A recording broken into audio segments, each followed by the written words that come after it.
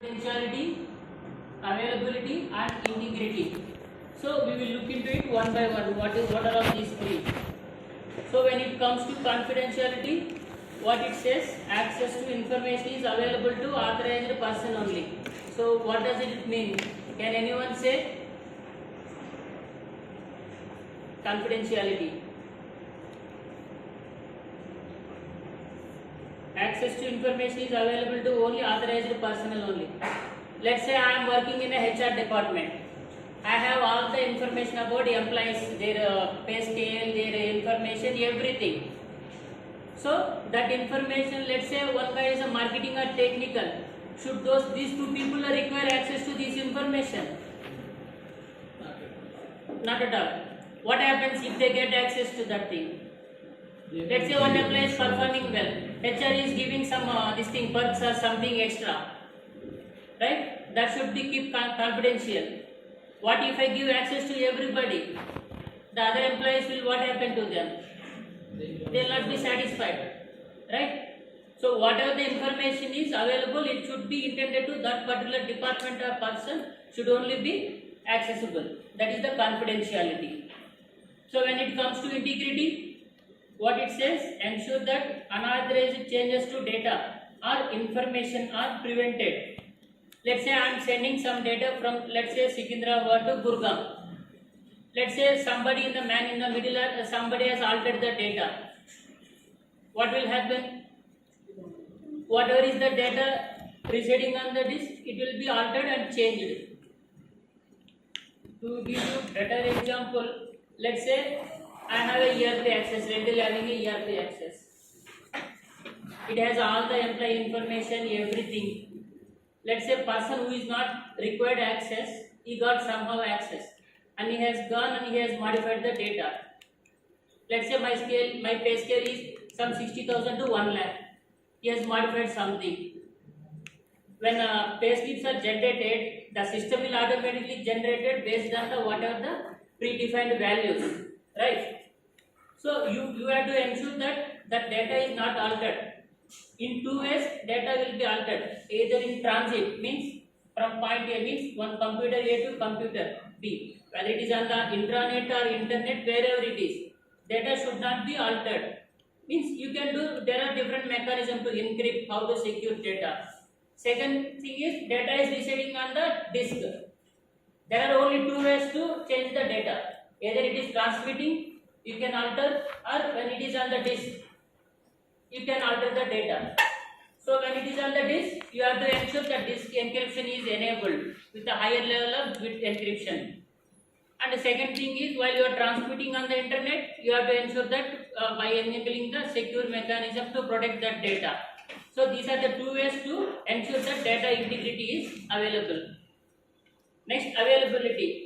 What it says, ensuring that the required data or information is accessible at all the time.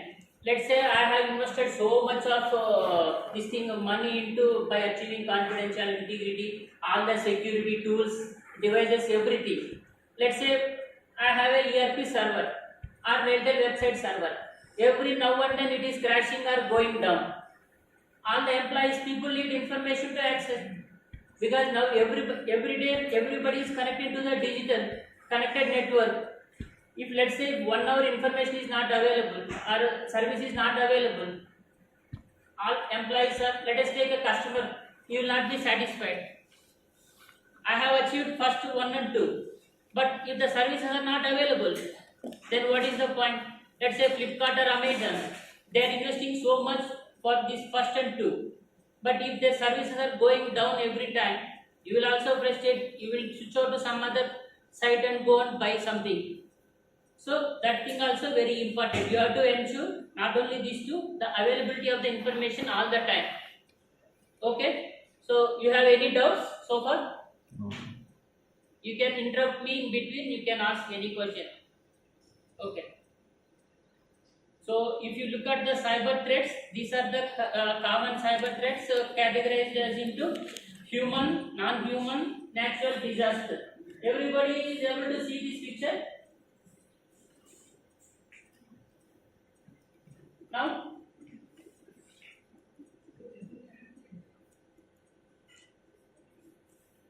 It's readable, right? Okay. So if you look at the first of human, there are two categories: malicious, non-malicious.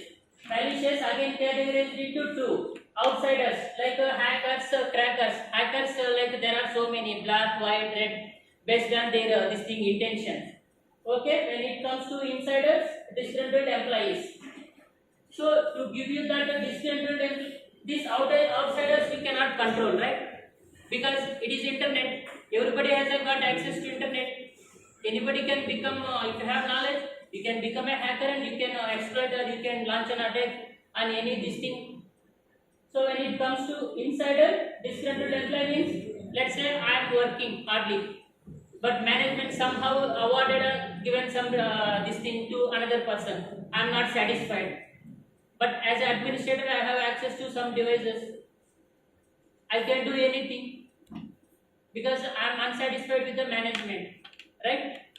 So I can go and I can delete the network, I can delete the configuration, I can delete the whatever I want, whatever devices I have access. So that is also treated as a malicious activity. When it comes to non-malicious, ignorant employees. Ignorant employees means lethargic, lazy. They will think that okay, nothing will happen to me or organization. They are not proactive, they are reactive. So that is also one kind of malicious threat to the organization. So when it comes to non-human, hardware, software, network, anything can fail. When I am running a business where 24/7 is available, and if my hardware or server or network router or switch fails, eventually it leads to my services affecting. Then it leads to business. If business down means no money, no revenue. So that is also treated as a security threat to the organization. Bugs, traps, this thing, repellents, this thing, those are also. Let's say I have constructed office, server farm, server rack, something where all rodents are coming, everything. They can bite the cables, they can cut the cable. That leads to the isolation of the network. If no network means I am out of the world, no business, nothing. That is also you have to ensure. Even power supply failures also. If you don't have a redundant power supply, generally power failures will happen. If power down means entire your